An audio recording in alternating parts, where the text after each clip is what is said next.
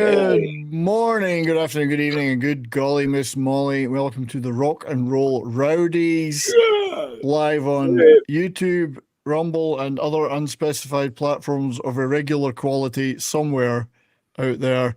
Welcome, gentlemen. We have a full house today. Yeah, great. Good to see one. I've never seen so many old people gathered together since the last time I was at the seniors. We only get together because we get a free dinner. That's right. This is like a high school reunion. Yeah. We get out of our rooms for an hour. The emphasis on the high, I think. But The high emphasis. When you think it's 50 years since the 70s or more, you know, it's a hell of a long time that we've all known each other and, you know, got stories to tell about it. It's quite amazing, actually. We should sell merchandise or something. And you're still talking to each other sometimes after all those years. Which is incredible. I've pulled out one of my diaries, and today was the day that I flew to New York to join Wishbone Ash in Connecticut. Pan Am, remember them? Flight 001.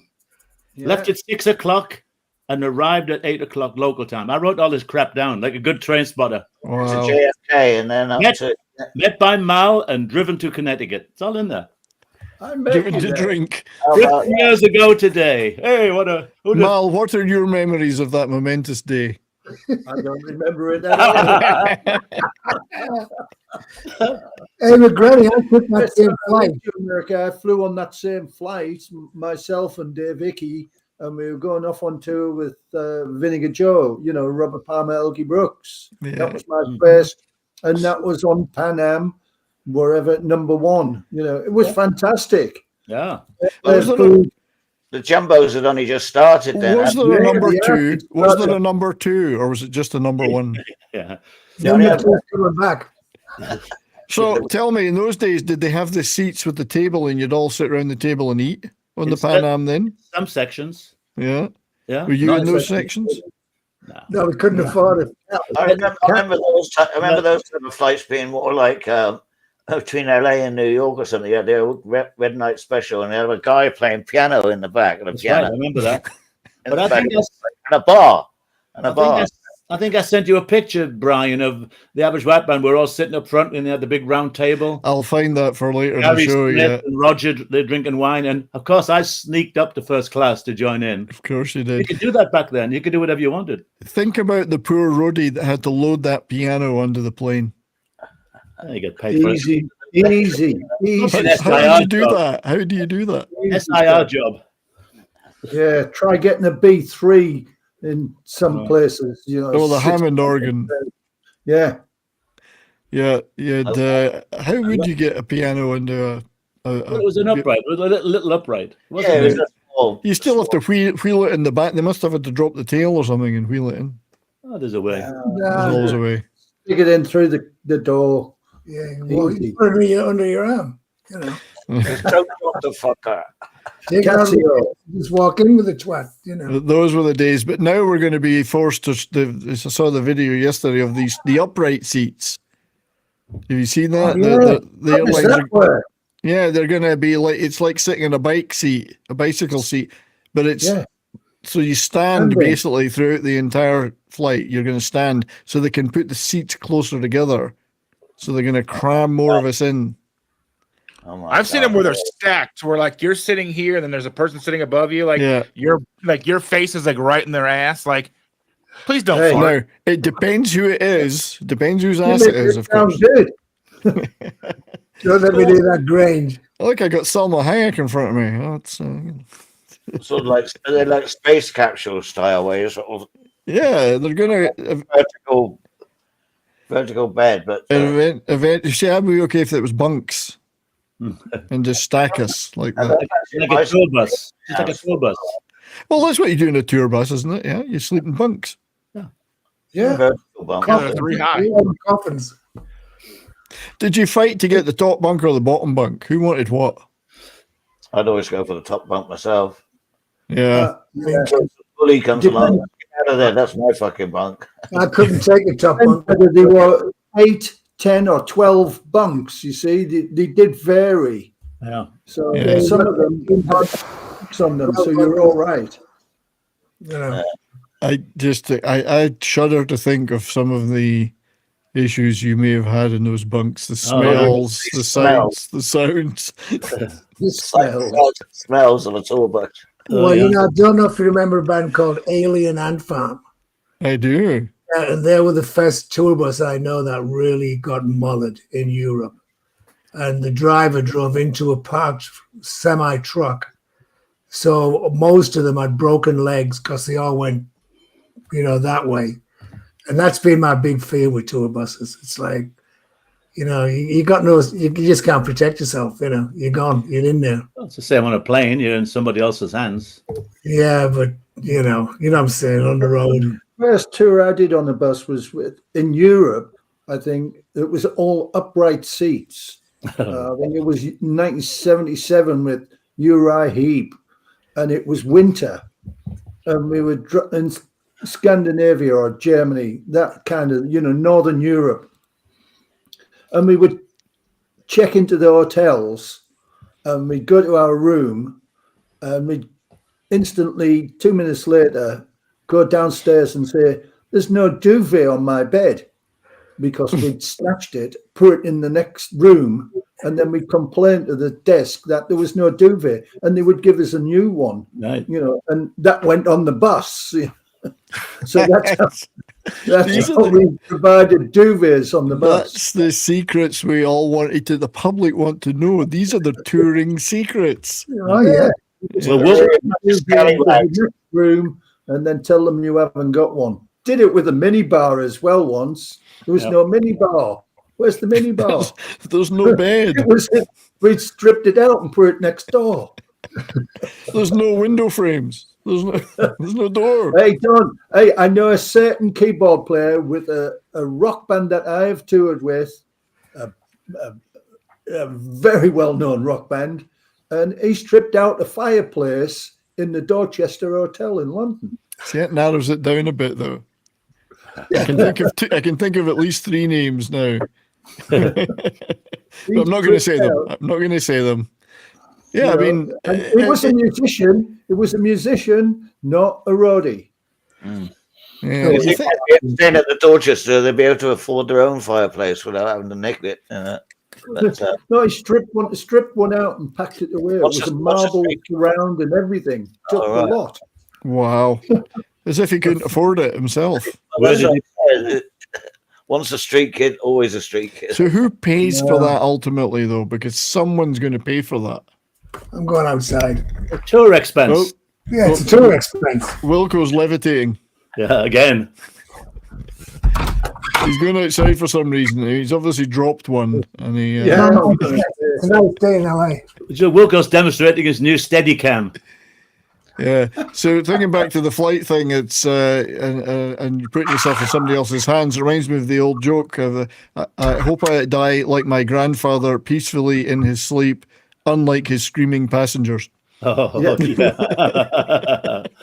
Oh God. The old jokes are the best. Oh, when I got on the flight in London coming back the other day, this one of the stewards says, "Oh, you look just like our captain." I said, "The captain looks like me. I'm getting off." That's right. The captain Rock and roll pilot. I said, "Well, if he's got my problems, I'm getting off." Yeah, that's right. Drunk and half asleep. Yeah. Give me a gin and tonic, quick. I mean, I was never expecting that. Now, Mark and Wilco now in the dark. We're getting a silhouette treatment. Yeah. So you were just in the UK, Granny, and you sent me some pictures, and one of them is of a famous venue in the UK. So I'm sure the other guys. Who can identify that? Ali Pali. No, the name is on the top. The clue is Olympia. Olympia. No. Look right above the doors. The clue has got the name. It's got its name. I can't see that. All right. Well, anyway, tell us, Granny. It's the Kursaal Ballroom, Southend. Oh, Southend. Yeah, of course. On the seaside circuit. Yeah. Yeah.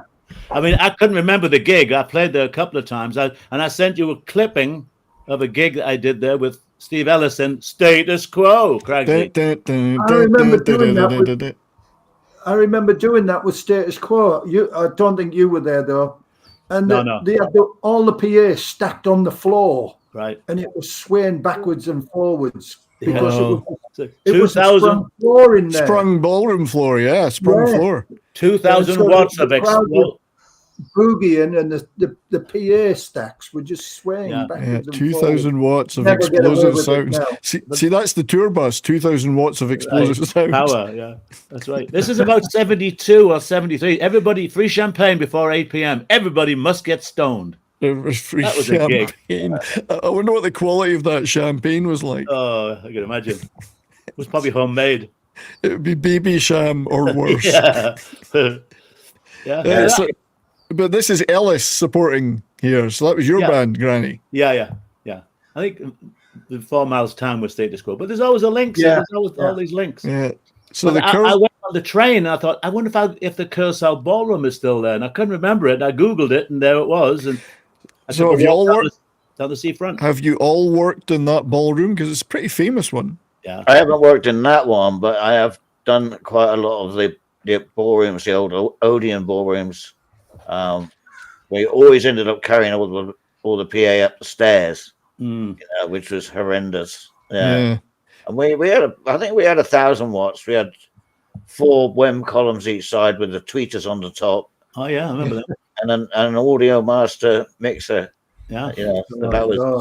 Ballrooms are great, like Barrowland, places like that. Yeah. Yeah, I've done the Blackpool Tower Ballroom with Status Quo. Another sprung floor. Yeah, I mean, it was because it was a ballroom dancing originally, so the floors were.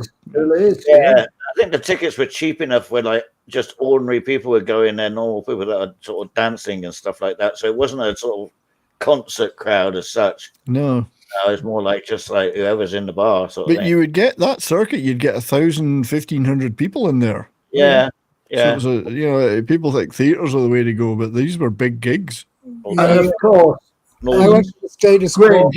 Wilco, who can forget the Queen's Ballroom? The Queen's Ring. Oh yeah. And I saw Manfred Mann there, the Tremolos, and 5 years later I was working for them.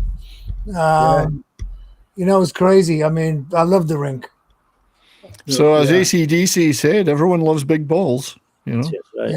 Yeah. So back to Status Quo, I was with the AWB. It was a night off in Blackpool. And I went to see them. And I think the reason everybody went because there was so many people, tourists in Blackpool. And the people just used to, I couldn't believe it was packed. It was sold out. It was packed. It was just something to do. They wouldn't even know who the band was. Yeah. Yeah, exactly. Yeah. But you could tell it was straight off the buses, This ballroom, it spawned the band, the Curacao Flyers. That's right. Yeah. 70s band. Yeah. Curacao, that's South African, isn't it? It's like health something, Curacao. I think never knew that. Gymnasium. I think it would be a gymnasium or something in South Africa. I wish I had that The More You Know tune. The More You Know. I could have played that right now. Ah, see. I sent you these at very short notice, Brian. You're okay. But this was this is great. The Shellfish Bar. Well, Wilkie's Shellfish Bar. Yeah. Wilkie's so shellfish. And ye old chippy. Yeah. I love it. Alfie dog. How English is that? These are 200 yards apart. Wilkie's Shellfish and Alfie's Fish and Chips. I couldn't resist. Brilliant. Yeah, that's incredible. But yeah, Wilkie's and Alfie's. And they're still there. Wilkie's Shellfish. That looks appetizing, doesn't it? Ugh, shellfish. Yeah. Just freshly picked off the beach this morning. As the guy's getting his sea call, he picked some fish up. Like the drunken tourist, freshly picked off the beach. Yeah, that's right. So that was a nice, it's a nice sunny day. I had great weather every day. I didn't have a single problem the whole time. I was there a month. Very nice. Oh, these are recent, are they? Granny, was that this trip? Yeah, this is just about 5 days ago. Wow. Yeah. It was the day before I flew back, and everybody's joking to me. Trump won't let you back in. I said, yeah, there's always a chance. I said, every time I go in, there's always a possibility. They said, and everybody said, "Yeah, he won't let you in." So when I went to check in online, it says, "We have a problem with your immigration document," and I'm like, "No." I don't know what was going on, but I finally must have hit some button. I couldn't figure out what they were talking about. In the end, it went through, but I was fully expecting to get a complete. But those machines always do that. Oh, you have to go to the counter, you know.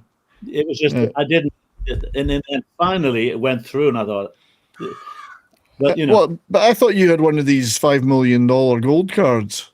Yeah, right. Come on, you're an ex-roadie, you're stacked. That's right. Yeah, I mean, the guy didn't even ask me anything coming back in. I was thinking, you know, they might be like, oh, you know, you've been here 40, 50 years. What you waiting for? You know, become a citizen. I didn't hear anything. Yeah, so Tim's asking, Tim found that concert on Status Quo's YouTube page, the one they've got posted for. But the question is, DJ play nice, the suspended or sprung dance floor. That's what these ballrooms had. Probably, yeah. So you can tell when you're walking on them or standing at a gig on them. The thing is, we were so drunk all the time, we would have felt like that anywhere we were. Right. Everything felt like it was wobbling and bouncing. I mean, you could really tell when you put a 6-inch nail on it. That's the test. Right. That's the test. Oh, Wilco sent me this. So this is a different subject from Southend, but Wilco just sent me this.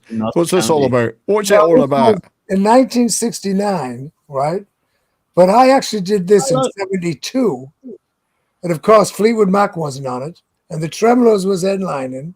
Marmalade was there. And that's where I met Booby.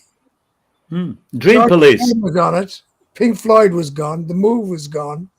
Status Quo was gone. But Dream Police, it was gone as well, because I spoke to Hamish about it. But I did this one in Newcastle. And it just changed. You know, look at the 17 and 6. Yeah. But you had Dream Police, the Average White Band, Hamish, and then below Van der Graaf Generator. Yeah. Oh, I'd never heard of Dream Police. I only knew the Cheap Trick song Dream Police, but there was who were they? Hamish was Hamish's band. Hamish and Ollie, I think. Hamish Stewart. Yeah. I got some pictures of them. I got some pictures off the net I can send you. So this would be pre-Average White Band, though. Yeah, 69. Yeah. Well, that's a hell of a poster. So Fleetwood Mac didn't turn up? No. What I'm saying is I did the same. Oh, the same gig. Same gig in 72, 73. Yeah. But Fleetwood Mac wasn't on it. Or the Tremolos were headlining. Earlier, 69, 70. In fact, it was 69. The date's on the bottom there, May 10th. At the very top. So 1969 Pop and Blues Festival. Just past the anniversary of that one. That's what, 57? No. Yeah. But I was with the Tremolos for 72, 73, so they were still doing that Pop and Blues Festival. But that is a hell of a lineup when you look at it. You know that the country singer, what was his name? Glenn Campbell? He had that song, I Was a Linesman from Notts County. That must have been that game. From Notts County. Must have been that game. Yeah, that band, I agree with Tim. That band called stupid name Pink Floyd, they'll never make it big. Never make anything. They'll never make nothing will ever come of them. That's the same sort of lineup that we're playing at the Torquay Town Hall during that period, 69, 68, 69. And it was like all the bands that were playing the Marquee Club, really. It's the Marquee circuit. Yeah. All those bands were playing the Marquee circuit, and they would win out as a tour as well. But I mean, look at that, 17 and 6. Jesus Christ, that's a bit pricey. No, and you even had John Peel and Ed Stewpot Stewart. Hey, but look, it was 22 and 6 if you paid at the door. Who could afford that? Well, John Peel was a legend in himself, you know, being a DJ. He was a major part of exposing Wishbone Ash on his radio show, you know, BBC radio, and he was a big influence. He played mandolin on Rod Stewart's Mandolin Wind, I think it was. Or Really? Well, he performed on top of the Pops for Maggie May. He was sitting with the mandolin. Yeah, it was Maggie May. Yeah, influential guy for sure. I mean, I grew up listening to him. There's all legends there. It's amazing. I used to love it when he was on Top of the Pops in the 80s, and because none of the music involved would be anything he would really like, but he was still very good at it as presenting. Here's the latest one from Bananarama. You know, like John Peel. Almost laughing in the back of his face. But brilliant stuff. Oh, he was good. I mean, you must have met a lot of those DJs, British DJs and American ones when you started touring there. like the top ones. DJs. I'm D. Yeah, like John Peel and all those guys. Mm, yeah. I met the guy in New York. What was his name? Marie the K. Pascal knew him very well. The Beatles one, the one that was. He was a DJ out of New York area. Murray the K. Murray the K. I think that's what. Yeah, that was him. You know, because remember when in the 70s when we first started all this, there was no video. It was all radio stations. I mean, how many radio stations did we go and visit? You remember the guy? Howard Stein? Howard Stein? Is that the one you're thinking of? Howard Stein? The DJ in New York? No. It'll be earlier. It'll be Murray the K. Was the one there was a bloke in England. I think Freeman was his last name. They called him Fluff. Alan Freeman. Alan He Freeman, might have been a shirt lifter. I'm not sure. Wasn't he? That's a bit unfair. Wasn't he actually American? No, I don't know. No. He had an accent. I think. Yeah, I think either American or Canadian. Yeah, I know Kid Jensen was Canadian. Canadian, yeah. Hey, when I first moved to London, Because he was a big Crystal Palace fan. So I've done a few gigs there. And I cleaned Simon D's flat once when my first job in London was cleaning flats. And one of my first ones was Simon D, who was a well-known DJ at the time. I remember him. It was all right. It was a lousy shag, though.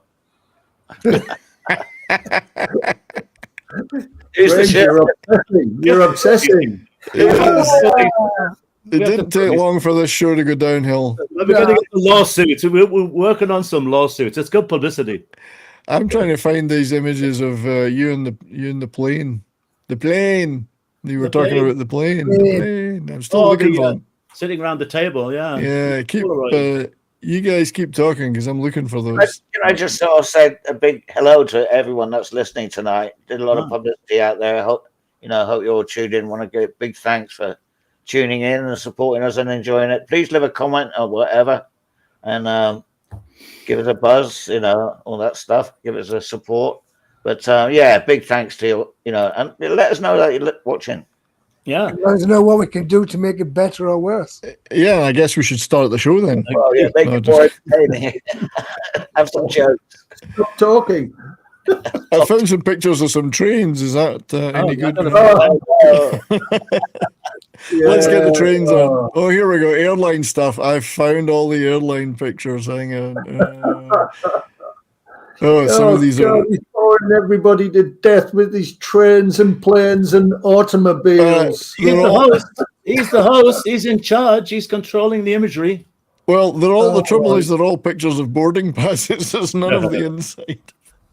I was looking for the ones of the inside. Yeah, no, there's a one where we on a Continental Airlines flight from Denver to LA, and there was a whole round table drinking wine out of real glasses and knives and forks. I mean, real back in the good old days. Yeah. I'll have to. You can find pictures. If you can find pictures of MGM Grand Brian, and show the interior of that we flew around. Yeah, I'm looking for those too. But this Pink Floyd and Genesis and this is some of Granny's memorabilia. Oh, so that's in Japan, I think. Tokyo's in Japan. That's right. It is. It still is to this day. Train ticket. That's great. That is very cool. Yeah.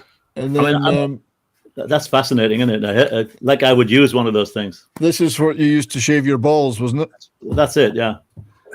It couldn't get in those little kinks, though. Service. Braniff. Remember Braniff? Braniff Airlines. Wow. Yeah. And then, I think they were Alaskan Airlines, weren't they? No, Braniff. No, the women had the two-tone outfits with the little hats and the kinky boots. Oh, yeah. Yeah. Oh, look at that. British Caledonian. British Caledonian. I remember them. Now, these are all collectors. Airline out of Gatwick. Flew them a lot because they used to fly direct from Gatwick to Dallas. Oh, yeah. That's an airway bill for the equipment. That's an equipment thing. What did I send you that for? That's an equipment. Rocket cargo. Rocket cargo. Oh. Yeah, rocket. There you go. Delta to Dallas. Well, these are my first. This is my first American tour. Yeah. Rear cabin. Rear cabin. Yeah. It's very suitable. Cheap That's sticks. them all over. Hey, that's Delta Airlines. They're still going. He likes it in the rear cabin. That's right. KLM. That was exciting, going down to Australia the first time. And then random aircraft. That's in Holland. Oh, right. Postcard from a Holland. It's Limburg. There we go. Schiphol. Which is a cheese that they didn't have in the cheese shop in Monty Python. Limburg. You're lucky because it stinks. Yeah, I kept all this crap. Look. There you go. Now, was flying better back then than it is now? Was it more laid back? I mean, but it's because I know that everybody wanted to dress up and wear suits and all that stuff back then. At least that's the way they make you portray it. But yeah. It was not much different, I don't think, really. I mean, it was just... Were the stewardesses prettier? Less security, and very relaxed on board. I tell you what, there was a lot of difference, because first of all, there was no TSA. That's what I mean, no security. I would basically get there an hour before the band with all the baggage. Cost me $20. The bags were gone straight to the airline. I get the passes. They'll all get out of the cars, give them the passes, and we just go straight to the gate. It was easy peasy. But it was much more relaxed on board too. You could get away with. Now they'll slap you in irons. But how many 2 legs over easy did you get on the airlines? Whoa! I got quite a few. I'm impressed by the fact Granny took this picture. That's right. How did you do that? Are you Tom Cruise? I had my own helicopter. Yeah, he was hanging off the wing. Him and Tom Cruise. So traveling with all these bands and stuff, did you guys join the Mile High Club? Oh, yeah. Oh, many times. Never tell tales. Liars. Anyway. Is this true? Did Crystal Palace just win the FA Cup? Yeah. Absolutely. Right, they did. Like now? Like a weird game. It was a weird game. They beat Man City. It was a weird game. Crystal Palace, I didn't even know they were still going. They're fantastic. They are fantastic. They break and they go down the field so quick. They didn't know what to do with them. That's a good game. I gotta find Mal's pictures. I think the season Man City is just like, we better wake up and get some more players. Yeah. Manchester wound up with nothing at all this season. Yeah. What a shame. United got beat last night, by Tottenham. Good old Tottenham. That was a good one. Yeah. I'm looking for Mal's pictures, so just Wilco keeps in touch with the Hartlepool team. Hartlepool United. How are they doing, Wilkie? Well, they're looking for a buyer. Oh, again. Finally got rid of the boss. Like, who'd buy them? But I guess I think the fans are going to take it over. Strong Arm. Sure, don't Strong Arm invest in them? Yeah, but it's like, they finished 8 points short of the playoffs. It wasn't too bad. They finish off the 11th or 12th. But they just don't have any money. They never have had money. No. So that's why you should have worked on Meatloaf a bit more, Wilco. Yeah. Well, Meatloaf wanted to buy him back in '82. Yeah. Well, yeah, he was going to buy a couple of houses, and I was on tour with him, and he was like, "I think I'll buy Hartlepool United," and I wasn't really following him at that time. I was like, "Okay, well, it's my home team, so let's go do it." And then he just fell off the bandwagon, Yeah. Yeah, it would have been a good move. Yeah, because first of all, I went up there. I think you were with me, right, Mal? We were talking about doing a show. Yeah. And they said, "So who do you want to bring up?" I said, "I've just done the Meatloaf tour, and they're sold out every gig in England. So I think Meatloaf, and we'll do it at the football ground. It holds like 8,000 people." But we're going to put screens all around Hartlepool so they could see them in Seaton, they could see them in Out Manor, Headland, so nobody had to cramp the football grounds, And it never happened. Well, that's a shame. It's a good idea. Yeah. Yeah. That was the tall ships, wasn't it? Something to do before one of the tall ships, yeah. Yeah, cool. Yeah. So, well, it's been a summer full of festivals down here. We had the Pirates Festival last week. Were you there? Yeah, we saw that. Yeah. Yeah, so it's all UR and all that shit. And, it was pretty fantastic. You speak all the time. Well, you might think so. No, it's good fun. There were these cannons going off on the harbour side, and tell you what, it was like boom, shaking the city. You know, it could have been I've done my radio show this week, and I was talking about. I went to see AC/DC in Chicago years ago in the early '80s, and standing on the mixing desk at Rosemont Horizon, and these cannons went off. I swear that's why I have tinnitus now. You know, they nearly blew me out my socks. What part of the AC/DC One of show? the loudest things I've ever heard. Those cannons went off and then they hit the stage. You know, it's just those about to rock. You know, now here's a question for you guys: if ever, when did ear protection come into play for you guys in the bands? What? Exactly. Hey. When did what?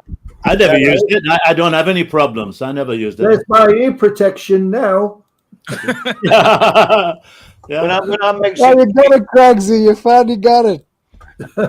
I never used any. I know some people towards the end that were doing more involved with the sound would sometimes put them in, but a lot of people I know, when I'm mixing gigs, a lot of the young guys just come out of college and stuff. They've all got earplugs in. And it's like, well, what is the fucking point? You know, you spend these hundreds of thousands on top equipment, so it sounds fucking great. You do a great mix, and people put their fingers in their ears. Yeah, I don't To get me, it either. You know, I mean, okay, you're trying to protect Most your- softies now. Well, I think for me, like I started wearing earplugs in the mid 2000s. It cuts out that real high pitch that hurts. Yeah. And then you can actually enjoy the mix. Right. Yeah. Well, that can be down to the engineer or whatever, or the sound of the acoustics. It can be harsh if it's not EQ'd right. I've been mixing for 50 years, and my hearing is shit. What? My hearing is still excellent, you know. So I don't believe in this sort of. No, I lost all my top end. I mean, and it is down to 120 dB a night. You know, checking. Well, it was a lot louder back then, and some of them are still really loud now. But I tend to mix around 100 dB at the mixer. Because I've been to shows, as in the last few years, that it wasn't so much because I would wear ear protection, but it wasn't so much how the loudness impacted my ears, but it was how it would impact your chest. Oh yeah, like it would just like you would feel it in your chest, like some of these like especially some of the doom bands. Yeah, some of these bands are real sub bass heavy these days, and it's all like one bass drum mixes, and it's just like thump thump thump, and depends on the music you're listening to, but personally that rock music doesn't have to be that. Well, yeah, because it was a band called Satan Satyrs, and they're one of the loudest bands I've ever seen, and I'm watching this band, and I'm in the back of the club, and it was just like it felt like I was good. Like it felt like the music coming at you was like suffocating. Like not just it wasn't even a sound thing. It was just how it made you like the sound pressure level. You get that low sonic thing going, and it can make you throw up. They can use it as a weapon. They can use it as a weapon. Sound pressure level. The sound wave just gets. It can become physical. And then you had the reggae bands, and they had those wardrobe bass. Super dump. Get loose in your guts. Moves your bowel. Yeah. I can't find those photos, Marlon. I'll have to look for them. We'll show them next time. But I know the ones you mean. What you're doing here, Brian. I know the ones you mean. I'll find them. I did find this one. I forgot that you'd sent me. This is the quote. Oh, yeah. Look at that gear. That fucking equipment. I've got that picture right behind me on the wall. Yeah, I see it there. Yeah, it's a great one. Look at all that gear. Yeah. Are you in there? You must be in there somewhere. Yeah. I'm there. Where am I? Is that you there? Is that you? No, next one. That's me. That's you. Yeah. Oh yeah. Right there. What tool is that? That's a rocking all over the world. Yeah. Rocking all over the world. We've done 114 shows around the world, except North America, of course. They just didn't want to go there. No, didn't do well there. They did. They had number ones there. You know, they were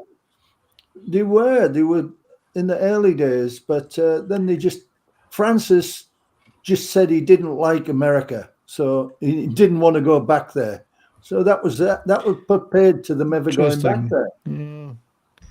Was this one of the biggest tours you've ever done? Like, or what was some of the biggest like tours that, as far as equipment and trucks and all that goes, which for you guys? Because if you take a look at like Taylor Swift, her Eras tour were 90 semis. Oh well, that's the modern thing, isn't it? Yeah. The biggest thing I had was probably the Star Trek thing. There was about 5 trucks, I think.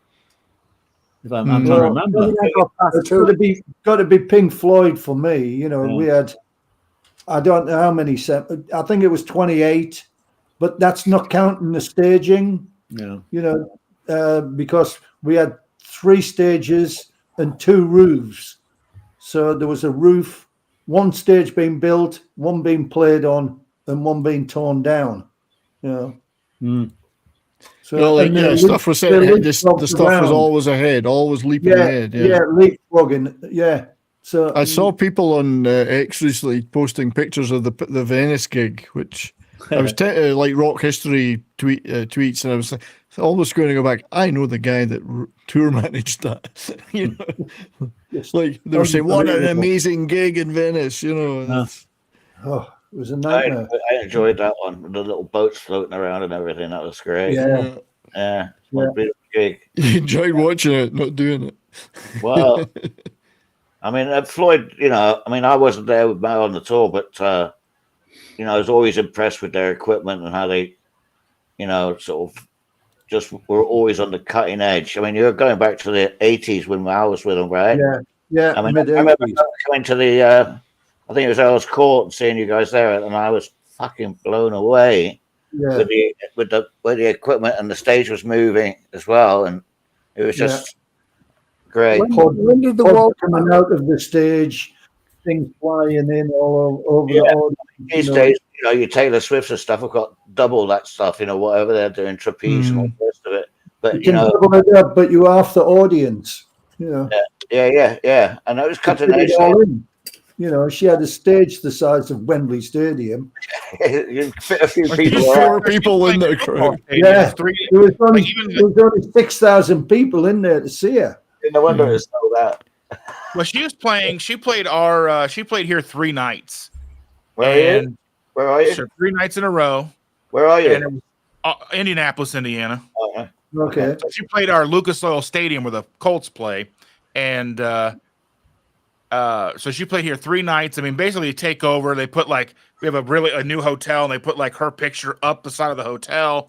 I mean, they do the whole thing, and I think that stadium holds 65,000 people. She did that 3 nights in a row, and I imagine probably with her stage set up, it's probably left 55,000 tickets available. But you know, that's 3 nights. If we were lucky, we used to get a Holiday Inn welcome Wishbone Ash. You know, on the marquee. But I mean, and someone spell like Wishbone Ash wrong. Yeah. Well, someone like that, as big as that tour is, as big as she is, like when she comes to town, like that changes the economy for the month of the city. Oh, yeah, that's the modern touring, isn't it? That's the whole thing. Yeah. It's everything's an extravaganza. Well, the level most of us back in the 70s, we talked mainly about the 70s. It hadn't reached that level yet. I mean, later on it did. Mal did all those Pink Floyd things, but in the 70s, it was just beginning, all that stuff. She's more mass appeal anyway to the rock stuff that we were involved in. Yeah, we listen to her every day in the car because that's what my 6-year-old granddaughter listens to. Oh, there you go. Throw her out. Throw her out. That's right. Come on, get some metal on. I tried. Teach the children. Teach your children. Teach the children. Teach the children. Don't give them everything they want. Granddad, why are my ears bleeding? Here, have some earplugs. But I'll tell you what, it created a problem when I was doing the box office, all that stuff, because she'd be like, you know, the promoters be trying to get more money out of the bands. And I'd be going, yeah, but you just put another backdrop over there, so why are we paying for that? You know, you just put this over there. And, you know, the stage now is being moved to this area. You know, and all that really involved. It was a big headache. I mean, especially with the Allman Brothers. I mean, I was like, oh, my God, here we go again. you know. But the promoters would try, they'd say like, "Oh, we had to take out so many seats to get the mixer in," and you go, "Well, I went out and counted, and it wasn't that many." I'm just going by the figures. I'm just going by the figures I was given. Well, you know, there's all these little things. Everyone's trying to chip away at it. Yeah, here's the golden pot of money. Yeah. Yeah, they made the own thing. Talk whatever happens. This is what we're going to do. You know, I was in the box office for 3 hours a night sometimes. Oh, I hate it. But some of you guys have done promotion as well. We all did. With the record company and the radio stations and videos and yeah, because promoters are also. It's a tight game, you know. I did some promoting, you know, with Meat Loaf and Status Quo and a few other top bands, and it's tight, you know, because they're taking 95% of the gate, and it's like, you know, all those expenses do have to go to the band, you know, and it's sorry, Wilco, but you got to sit there and go through it all. It's a legacy. With the Average White Band, I mean, when we first came over in '75, and our first big tours, I mean, as soon as you got the dates, I couldn't go to a travel agent until I sat down with the record label, which was Atlantic Records. And they would go, "Okay, well, we want you here at 12 o'clock. And it's like, "Will you show me a flight that's going to get me there for 12 o'clock? Because they wanted 4 hours of radio stations before we did our sound check. I mean, it was just non-stop, you know. And the Average Whites went for it, you know, because they knew the careers were taking off. And it was just a night. But then the radio stations would be arguing, "Why you going there first, do us first?" You know, because we were bigger radio stations. Yeah, on the exclusive, yeah. Yeah, it was just a fucking headache, you know. But we all did it because that's how you promoted your gig and everything else, you know. But isn't that a better use of the band's time, though? I mean, think about like a lot of the touring is so much downtime. Isn't that kind of promotion and that kind of like work ethic? Isn't that a better use of the band's time to grow them and make their career better? As soon as you get into town, you get the record rep would show up, and he'd have a little itinerary of what station she's doing or blah blah blah. Who's going to go for interviews and stuff like that? So yeah, that's all part of the marketing. Yep. You know, I mean, that's the only thing we had back then. You know. Yeah. I think in person radio stations, radio interviews, you know, rather than a syndicated. Where are we now?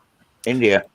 No, this is I can't find the plane stuff that Mal sent me of the plane, but this is the Venice. I remember the production team who put that together. Yeah, incredible. Look at that, that's incredible. That's just incredible. It really is.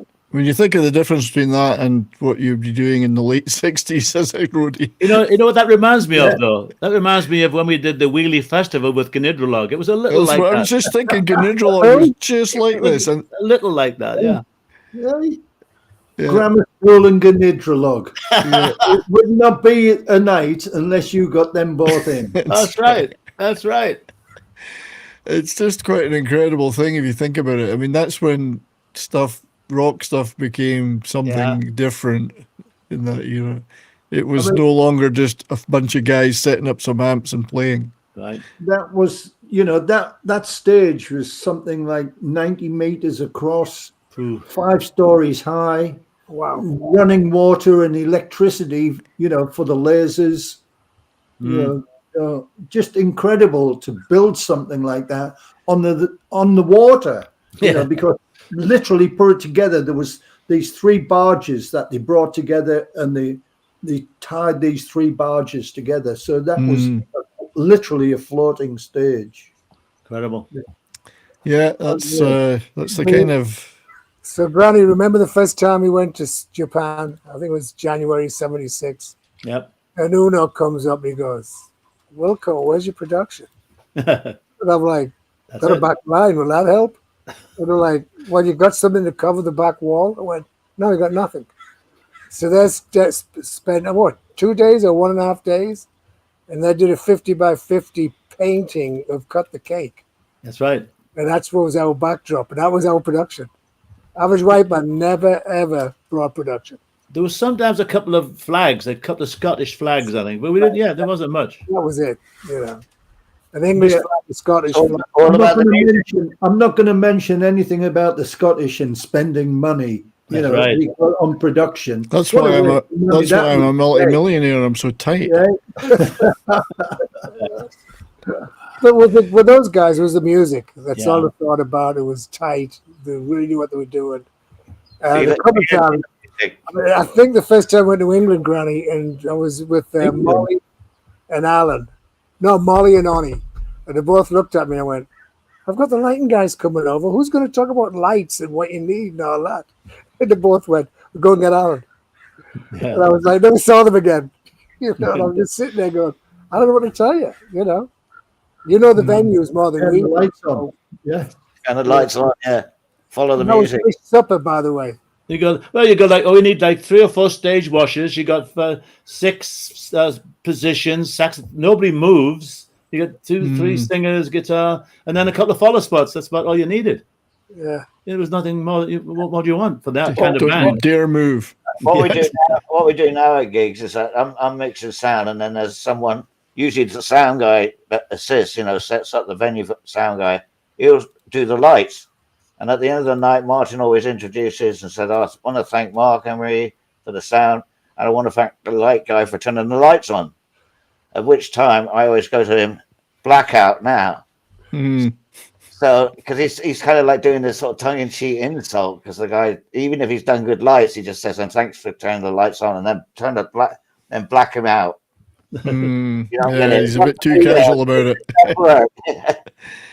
Well, this is what I used to say. Thanks to the toilet guys for making sure they're working. Well, everyone gets a round of applause. Staff and everything, bar staff and catering. Well, the thank yous and the bigger tours would just go on forever. Well, yeah, there's got to be a limit to it. But it's nice. We lost somebody. I probably told you that when I was with Bette Midler, at the end of every sort of sequence, she'd bring out a scroll and she'd thank everybody. And always deliberately forget me. And then she'd look over and I'm like, and then it led to a couple of incidents. That's the sort of thing with the blackout. It's like, she says, well, where's Granny? He goes, oh, he had to leave Boston. We have 5 nights in Boston. He said he could only do the first 2. Well, where the hell is he? He went to Florida with the Average White Band. Average White Band, those assholes. So she used to go out with Hamish. He left me to go and do a gig in Florida with those Scottish assholes. At least she knew they were Scottish. That's right. It was always good fun. I did a few other times, but she would always forget me deliberately. I get that kind of treatment all the time. I've lived with it my whole life. Oh, well, she wanted you. She had things she needed you for at night. Right. That's right. That's another problem. Right. Benefits, fringe benefits. Yeah. I'm still trying to find those aircraft images. Next time, because they were good. They was Concorde shots up then, because I used to, jet around on Concorde. I know. You and Phil Collins. I know. You and Phil. Well, of course, this is Mal's big anniversary for Live Aid this year, isn't it, Mal? You said on your Rock and Roll Rowdies. Well, we're going to do a show, and you're going to get Phil on for us. Yeah.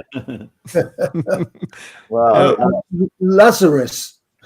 Yeah. But we did ask Phil about you, and he asked Phil Collins about you, and he did say very kindly, he said, Mal who? Yeah. So at least he mentioned your name. Yeah.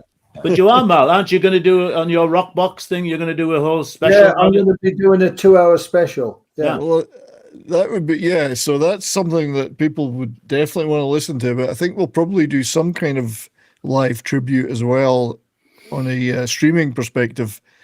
So, what date is that? What date is that? Well, what is the anniversary day? The date is the 14th of July. 14th of July. Good, there's still time to prepare then, because it's going to take a bit of prep. Yeah. I've still got my original, I transferred them to digital, but the VHS recordings I made on the day, I recorded the entire thing on VHS. I had like 4-hour tapes on double speed so I could get 8 hours. So I used about 3 tapes. And what was really annoying was that when it reached the Axl Rose, Elton John No, there wasn't. I'm thinking of Queen, sorry. But there was a point where it reached a certain bit in it, and I thought, this is the bit I want to record. The tape ran out. And I had to switch the tape, so I missed like 3 minutes of Queen or something. I think I was in Connecticut at the time, and I started watching it like 7:30 in the morning for the British kickoff, the status quo, and all that. So July 21st. Yeah, I think we need to do a some kind of stream on both this channel and my channel. In fact, multiple channels. Anybody, and just talk about it for a couple of hours and show some images, and then I can show the clip of Mal with Phil Collins. That's right. Sure. There's gotta be a complete something out there, right? Well, it's all out there. Yeah, I've got all sorts of. I've got DVDs and backstage stuff and documentaries, whatever. So I mean, there's a limit to how much music we'll be able to play, but we should at least mark the occasion on July 21st, or as close as possible, with a Rowdies show. Well, I had no connection with it whatsoever, but you know. But you watched it though. We all watched it. I don't know if I did actually. I think I was train spotting that week. All right. Great. Did you ever work with any of the artists? He's gone. Sorry, go. Goes back. One goes out, the other comes in. Where you been, lad? Where you been? You guys are in and out like Me down the beach getting some sea coal. you're up and down like the Assyrian Empire. This is ridiculous. Bada boom. Well, Trump is renaming that, isn't he? It's not the Arabian Gulf anymore, not the Persian Gulf anymore. It's the Sea of Arabia. What was it before the? I mean, 1,000 years ago, what would they have called it though? I don't know. Probably Water. Yeah. Sea. Wet. Okay, and not to get political, but I thought it was funny that like everyone's up in arms about calling it the like the Gulf of America, but like Canada, United States, and Mexico are still America. I always thought it was funny, like, you know what I mean? I know like the whole Mexico Well, thing. isn't it America? What was his name? Vespucci, Amerigo Vespucci. Yeah. Forget about it. Yeah. Should have called it Vespucci. I think that would have been a better name for a continent, don't you? Vespucci land. You know, the Gulf of the United States. That would have made everybody even more mad, but No, you know what? It should be the Gulf of Texas. I don't give a shit what anyone says. There you go. the Gulf of Alabama. Go Stars. Go Stars. Sorry. You never know what's going to happen with Mr. Trump. Indeed, it's a laugh a minute. One day I'll tell you about when I met him in '95. Why are you waiting? Yeah. Well, You get arrested. you know, Yeah, I probably, wait till he's out of probably office. got a, you know, but it was his first bankruptcy, the Taj Mahal, and I was doing Moscow on Ice, a big ice show. Oh, you were. I remember we talked about that one of your shows. And I had to send the Russians back because they're a bunch of lying assholes. And I had no production. I was like, well, don't you have to have a Zamboni for an ice show? All you need is ice. What else do you need? No, you need a lot of. You should go to the freezer and get. But anyway, I went down to Taj Ice and Mahal. vodka. Ice I and went to vodka. Taj What more do you Mahal. want? Checked in, and the first show, the doors come smashing open after the show in the dressing rooms, and I turned around like I would do and went, "Who the fuck are you? Get out of here!" He goes, "I'm Donald." Of course, I said, "Donald Duck," because I didn't know who he was, and so it started this whole thing. He had all these bodyguards, and he goes, "I own the hotel." I went, "Well, it doesn't mean you could just walk in." And I'll be quite honest, I don't care if you're the president of the United States. You can't come in here. Where was the hotel? Is this in Vegas? It was the Taj Mahal in New Jersey. Okay. So Atlantic City, or Yeah. okay, Yeah. right. It was. He went bankrupt about 6 months after. So or not 12 the years one, after. not the Taj Mahal in India. No. I didn't make. But the show was fantastic. He probably wants to buy that, though. He probably wants to buy it. Yeah. So there you go. Wilco's deeply connected, as we Oh can see. yeah, I call him up every other week. Hey, That's right. Donald, what are you doing, man? Deeply connected. We're doomed. Sorry, couldn't resist playing that. That was Dad's Army. We're doomed. We're all doomed. Oh, we're all doomed. Doomed. We're all I think doomed. we are. I think we are. But you got to enjoy life while you got it. I don't give a shit. Yeah, I'll just enjoy. Yeah. We've all got to get on with our own stuff. And know, I got a new. We can't control all that shit. I got That's a no new one- puppy this week. What? Puppy now, a little rescue puppy. Sheep. Oh. No, she will be a sheep dog. Someone's going to keep the sheep in line. I got a new puppy. She's lovely. Oh, man. But it has meant a lot of additional work today. They're good therapy. They're good companions. Indeed. And, you know, when it gets cold up here in the winter, if it's a 3-dog night, we're going to need 2 more. That's right. Hey, Granny, you around next week? I've got to Chicago a week yesterday. Yeah. So we're forward. Yeah. What are you guys up to in the near future? And what can you tell us? Well, the week of the 2nd, I'm taking off. And I'm actually talking to my cousin, Jeff, this weekend about the TV thing.